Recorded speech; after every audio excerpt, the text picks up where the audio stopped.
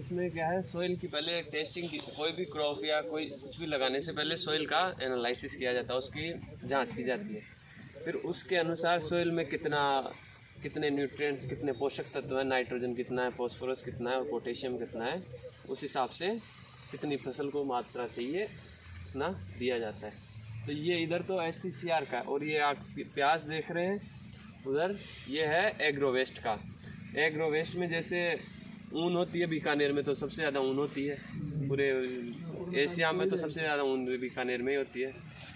तो जो ऊन को जब वो करते हैं ना, इसके वो बनाते हैं कुछ भी नया, तो एक अपशिष्ट बच जाता है, जिसको लोकल भाषा में माटी कहते हैं अपने यहाँ पे। तो वो माटी है वो, तो उस माटी को डिकम्पोज करके, उसको गला के खाद बना के कैसे इसको फसल में उपयोग किया जा सकता है।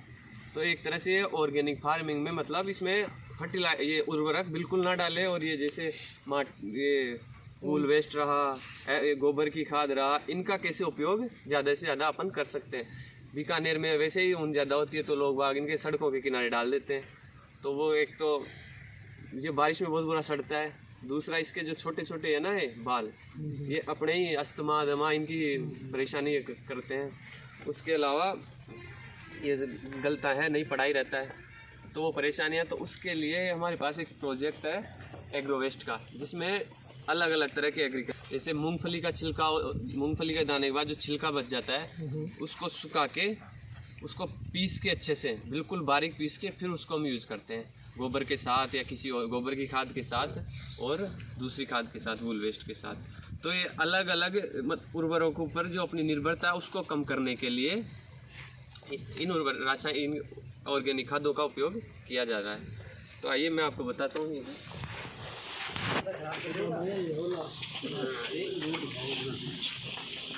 ये पहले एकदम बिल्कुल फ्रेश गोबर, गाय का गोबर और ऊन, जो ये माटी, इनको मिक्स करके और बार बार पलटते हैं, उससे ये डिकम्पोज हो जाता है। तो पहले ये ऐसा था, जैसे वो उसमें स्टार्ट किया नया, उसके बाद में अब ये थोड़े टाइम बाद में बिल्कुल एकदम खाद हो गया गोबर के। कितने दिनों में वो ये आपने देख रहे हैं? हाँ, वो देखिए। पहले तो ये देखो, आप सभी का मोस्ट वेलकम। आपका सुनना डॉक्टर SR यादव और मेरे साथी हैं, और आप देख रहे हैं कि आप बीकानेर के में करीब 200 के आसपास वूलन इंडस्ट्री, उसमें जो यही नहीं पूरा इंडिया का जो ऊन है वो यहाँ आता प्रोसेस, क्योंकि कुछ तो गलीचे में कुछ ऐसे धागे वगैरह बनाने का काम है। बाकी जो नीचे जो छोटा छोटा जो कचरा बच जाता है, उस कचरे को हम क्या काम करते हैं, रोड के किनारे फेंकते हैं इंडस्ट्री वाले, और या फिर मतलब वो गर्मियों में जो जैसे हवा चलती है तो ये छोटे छोटे जो बाल हैं हल्के, ये उड़ के अपने सांस के साथ मिल जाते हैं अस्थमा जैसी बीमारी। और जैसी बारिश होती है तो ये सड़ता है, और सड़ता इतना कि वहाँ से जो गुजरने वालों के लिए नासूर बन जाता है। तो उसको हमने कि जैविक खेती हम कैसे कर सकते हैं, इसको कैसे काम में लिया जा सकता है, क्योंकि है तो प्राकृतिक चीज़ है। तो उससे हमें दो फायदा होगा कि एक तो अगर ये काम आ जाता है, पहले हमने जो इस सोच के साथ चले थे कि एक तो भेड़ पालक के लिए अगर ये काम का हो गया तो भेड़ पालक को फायदा होगा, इंडस्ट्री वाले को फायदा होगा, और इंडस्ट्री वाले को फायदा होगा। तो उसका सारी चीज़ें मतलब भाई अच्छा यार जो ऊन है वो तो गलीच वगैरह में रिंग में बनाने में काम आ जाएगा, और जो नीचे बच्चा अपशिष्ट जिसको हम माटी कहते हैं वो हमारा किस काम आ जाएगा, खाद बनाने में काम आ जाएगा। और उससे भेड़ पालक को भी, क्योंकि जो भेड़ पालक को मतलब बेचारे को कटाई, जो भेड़ की जो वो कटाई मांग वो सो करते हैं ना, वो भी नहीं पहुँचाती है। तो एक तो भेड़ पालक को फायदा होगा, इंडस्ट्री वाले को फायदा होगा, वातावरण, क्योंकि ये इस प्रकार से जो सड़ेगा, जो पोल्यूशन हो रहा है वो खत्म, मानव स्वास्थ्य के ऊपर जो दुष्प्रभाव पड़ रहा है, अस्थमा जैसी बीमारी हो रही है, वो खत्म होगा। तो इस विचार, और जहाँ ज़मीन में हम डालेंगे वो ज़मीन की जो उर्वरा शक्ति है वो बढ़ेगी, पैदावार बढ़ेगी, पैदावार की जो गुणवत्ता है वो अच्छी है। तो इस विचार के साथ हमने ये काम चालू किया और इसमें हमने कामयाबी हासिल ये की कि आपका गोबर की खाद की तुलना में आप इससे अगर इसका प्रयोग करते हो तो पैदावार सब्जी भी दोगुनी ले सकते। जैसे प्याज के मामले में, प्याज आप जहाँ 200 कुंटल होती है हेक्टेयर की, वहाँ 400 कुंटल तक ले जा सकते हो। प्याज का भी देखा हमने, कैबेज है जो पत्ता गोभी उस पर भी देखा, टमाटर पर भी देखा, लहसुन पर भी देखा। तो इन सारी चीज़ों पे हमने मतलब इसको प्रयोग किया है और पाया है कि यह बहुत ही अच्छी चीज़ है। और लोग हम मतलब जम्मू और जयपुर डिस्ट्रिक्ट में, विशेष तौर से जयपुर सीकर वहाँ प्रकाश का इसको काम में ले रहा है और सब्जी की अच्छी उपज दे रहा है।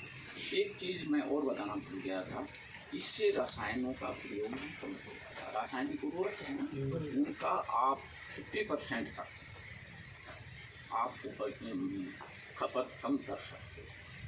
रासायनिक उर्वरकों से क्या होगा भाई, आपकी जेब में लगेंगे। अच्छा, इसके लिए ऊन वाला जो खाद के लिए आपको बाहर से कुछ ही नहीं लाना है। आपको जो कुछ आपके घर पर है, तो पशु आपके पास होंगे